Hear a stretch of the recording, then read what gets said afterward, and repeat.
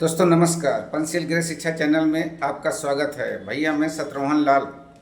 आज 11 सितंबर को आज़ाद समाज पार्टी के मुखिया माननीय चंद्रशेखर आज़ाद जी ने दिल्ली में जिस तरीके से अपना परचम लहराया है वो देखते ही काबिले तारीफ और अच्छे राजनेताओं के होश बिगड़ रहे हैं और वे सोचने पर मजबूर हो रहे हैं अब क्या होगा। देखिए भैया, ये रैली नहीं एक रेला है, जबकि दिल्ली में हुई है, काफ़ी दूर से लोग आए हुए हैं। आप एक नज़र इनको देखें भाइयों। ये चंद्रशेखर आज़ाद आज गरीब, मजलूम, शोषित व हकमारी के लोगों का किस तरीके से हिस्से पर प्रकाश डाला। माननीय साथियों, आज मेरे कंधों पे, आजाद समाज पार्टी के कंधों पे, भीम आर्मी के कंधों पे, बहुजन समाज के लोगों के कंधों पे जिम्मेदारी है कि जो एकता बहुजन समाज में हमारे महापुरुष बना के गए, वो एकता टूटनी नहीं चाहिए किसी भी कीमत पर। ये हमारे लोगों की जिम्मेदारी है। हमारे पढ़े लिखे समाज की, हमारे कर्मचारियों की, हमारे अधिकारियों की, हमारे नेताओं की, हमारे विधानसभा सेक्टर बूथ से लेकर जिले, मंडल, प्रदेश और राष्ट्रीय पदाधिकारी की जिम्मेदारी है कि जो एकता हमारी बनी है वो टूटनी नहीं चाहिए। दुश्मन किसी भी सूरत में कामयाब नहीं होना चाहिए, इस बात का हमें ध्यान रखना। अब ये रैली करने की जरूरत क्यों पड़ी, ये आवाज उठाने की जरूरत क्यों पड़ी, इसके पीछे भी कई कारण हैं और मैं अपने नेताओं से यह आग्रह करूंगा कि वो आज के बाद कमर कस ले और गांठ बांध ले कि जो प्रयास भाजपा आरएसएस के लोगों ने किया है हमारी एकता को कमजोर करने का, किसी भी कीमत पे वो एकता कमजोर नहीं होनी चाहिए। इस बारे में आप लोगों को ध्यान रखना। इस देश में वो लोग भी शासन सत्ता में हैं जिनकी आबादी लोकतंत्र में मुट्ठी भर है, जिनकी आबादी 85% है, वो इसी साजिशों के कारण, एकजुट न हो पाने के कारण इस देश में गुलामों जैसी जिंदगी जीने के लिए मजबूर हैं। मैं बात कर रहा हूं शेड्यूल कास्ट के लोगों की, मैं बात कर रहा हूं शेड्यूल ट्राइब के लोगों की, मैं बात कर रहा हूं अन्य पिछड़े वर्ग के लोगों की, मैं बात कर रहा हूं मुस्लिम की, जैन की, सिख की, ईसाई की, बौद्ध की, तमाम उन लोगों की जिनको आज भारत में सम्मान की जिंदगी नहीं मिल पा रही। मैं बात कर रहा हूं महिलाओं की, मैं बात कर रहा हूं किसानों की, मैं बात कर रहा हूं मजदूरों की, मैं बात कर रहा हूं नौजवानों की।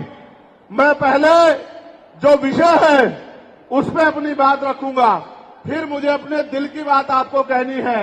पहला जो विषय हमारा है, जिस पे हम लोग यहाँ इकट्ठा हुए हैं, उस पे हम लोग क्या करने वाले हैं, सरकार से हमारी क्या मांग है, सबसे पहले उस पे मैं अपनी बात रखूंगा।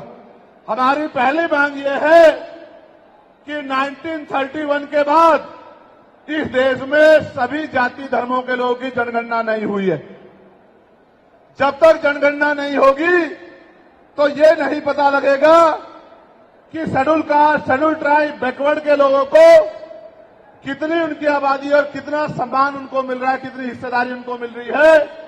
तो केंद्र सरकार जल्द से जल्द जातिगत जनगणना कराए। जब तक जातिगत जनगणना नहीं होगी तब तक सबसे पहले स्पष्ट ही नहीं होगा जो आज षड्यंत्र किया गया है और कुछ लोगों को जानबूझ के उनके मुंह से कहलवाया जा रहा है कि इस जाति का हिस्सा ये लोग खा रहे हैं, इस जाति का हिस्सा ये लोग खा रहे हैं, इस जाति का हिस्सा ये लोग खा रहे हैं। मैं चंद्रशेखर आजाद आपको वचन देके कहता हूं, अपने बहुजन समाज के सामने जातिवार जनगणना कराइए, उसके आंकड़े सार्वजनिक कराइए। अगर अंतिम पायदान पर रहने वाले, जिनको डीएससी के भाई कहा गया है, जो हमारा परिवार है, अगर उनका 1% आरक्षण भी पॉइंट के बराबर भी कमजोर पड़ रहा होगा तो मैं वचन देता हूं कि इससे बड़ी रैली उनके समर्थन में हम लोग करेंगे। मैं फिर आपसे कह रहा हूं, आप याद करो, जब से इस देश में आरक्षण व्यवस्था लागू हुई है, इस आरक्षण को खत्म करने के लिए चाहे वो कांग्रेस पार्टी रही हो या भारतीय जनता पार्टी रही हो या और कोई मनुवादी दल रहा हो, इन्होंने एड़ी चोटी के जोर लगाए। और आज जिन जातियों को गाली दी जा रही है, ये वही जातियां हैं जिन्होंने अपने बच्चे कुर्बान कर दिए लेकिन अपने अधिकारों की रक्षा की, और आज भी इस देश में आरक्षण बचा हुआ है, नौकरियां बची हुई है, हिस्सेदारी बची हुई है, राजनीतिक व्यवस्था कायम है, लोकतांत्रिक व्यवस्था है। तो धन्यवाद करना चाहिए उन जातियों का जिन्होंने अपने प्राणों का बलिदान दे दिया, लाठी डंडे खाए, गोलियां खाई, लेकिन अपने अधिकारों को छीनने नहीं दिया। सब लोगों को उनका धन्यवाद करना चाहिए। सरकारी अस्पताल से लेकर सारी चीज़ें जो प्राइवेट हो रही हैं उन पर भी प्रकाश डाला और कहा कि जहाँ पे गरीब का बच्चा पढ़ेगा वहीं पर अमीर का और नेता का, जज का, डीएम का, सबका बच्चा वहीं पे पढ़ेगा। तब तो वे लोग अस्पताल को स्वच्छता पर इस तरीके से ध्यान देंगे जैसे 7 स्टार होटल। भाइयों, आपने वीडियो देखा और लोगों में वीडियो हमारा शेयर करिए, लाइक करिए, सब्सक्राइब करिए। धन्यवाद आपको।